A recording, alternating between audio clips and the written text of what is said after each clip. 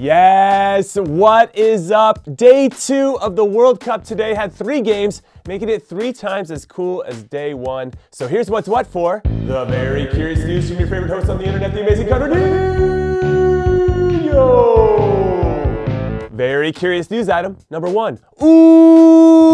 Uruguay won their opening game of the group stages for the first time since the 1970 World Cup. Yes, for the first time in 48 years, which means only their coaching staff was alive at the time. The Uruguayans got a huge 3 points to keep pace with Russia at the top of Group A, which was pretty much just like I predicted in my updated Group A standings. I'm so smart. Also, am I going to get to my updated Group G and H previews? Maybe. I mean, the tournament's already started. I'm kind of in the throes of it. I got World Cup fever now. Do we want to go back and look forward? How does that work?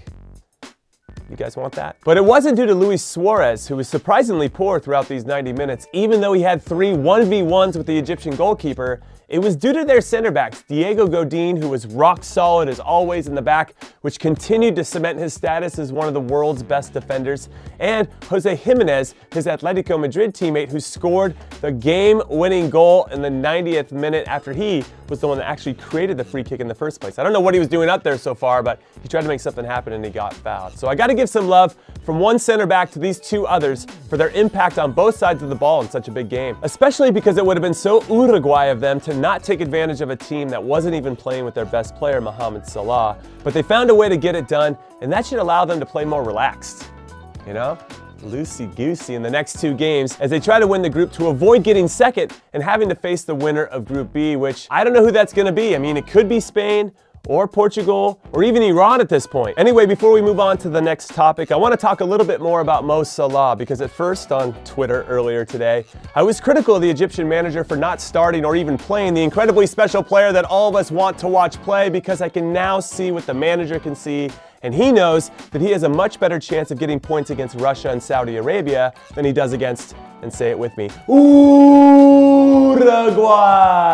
Though he and his team were unlucky not to earn at least a point against the Uruguayans after their very gritty performance, which would have been a great result, especially without having to risk Salah to make it happen. So I take back what I said before, Egyptian manager Hector Cuper. I am sorry, and I hope that you can forgive me. Very curious news item number 2. Iran and Morocco played against each other today. And did you watch? Come on, be honest with me. You know you went back to sleep or went to go do something else, but that's why I'm here. I watched it for you, just like I'm watching every single game of this tournament, minus France versus Australia, because that game kicks off at 3 a.m. tomorrow morning, and I'm gonna be in bed, you know? I need my beauty sleep. Anyway, for the first 90 minutes of Iran versus Morocco, you didn't miss a thing. And in fact, I really wanted those 90 minutes of my life back. But in injury time, things perked up as both countries could sniff a chance to steal all 3 points late, and thanks to Morocco's Aziz Bouhadouz, Iran got all 3 points off of his tidy finish of an own goal. It's a terrific header, which gives Iran its first World Cup win in 20 years,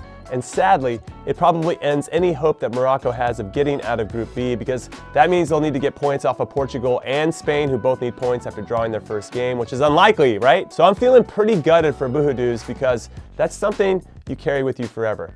You don't forget those types of life-changing mistakes, unfortunately. Very curious news item number 3. Cristiano Ronaldo is a bad, bad man. After being stung by the Spanish government because he owes over 18 million euros in back taxes, which is a ton of cheddar, and which was conveniently leaked by the Spanish media 5 hours before Spain kicked off against Ronaldo's Portugal to apparently throw Ronaldo off of his game because apparently they've never seen him play before. Well, they should have known better, because someone was up for it, because this someone is the best big game player in the world. A few minutes into the game, he drew a penalty off of a foolish Nacho, who decided to take a stab at the ball instead of moving his feet like he should, though Nacho would make up for it later in the game with an incredible goal, and we'll dive into that literally a little bit later. And that made it 1-0 to Portugal after Ronaldo buried his penalty. Then Diego Costa tied it up 1-1 on a goal that was peak Diego Costa, since he outmuscled Pepe, who rarely gets outmuscled unless he's flopping on the ground like he was here. And come on, Pepe, I know you took a shot to the throat, but not enough to fall down like you got shot. And then Diego Costa did well to create some space between 3 defenders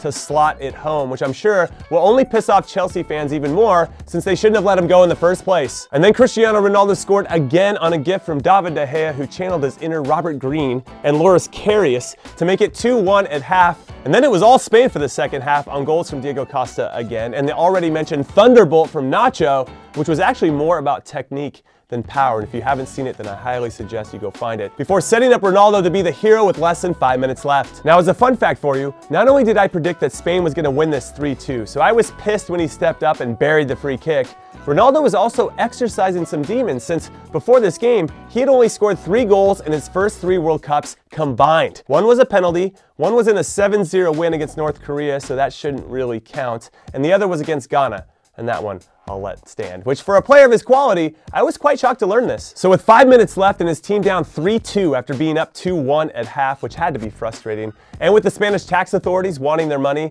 and his Spanish club Real Madrid not wanting to give him a bigger contract, and with hundreds and hundreds of millions of people watching him live at this very moment, and with this whole country praying for a miracle so they can get a draw against their bigger Iberian Peninsula neighbors, the dude steps up under all of this pressure and buries a ridiculous free kick to draw 3-3, which, I mean, the guy is incredible. He lives for the pressure, and he always seems to show up when it matters, and I bow down to his greatness, and I bow down to one of the best World Cup group stage games that I have ever seen. And the question that I have is, can we do that every day until the end? And does it have to end?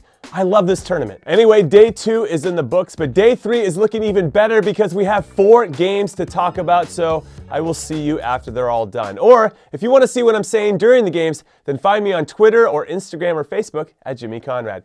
Later.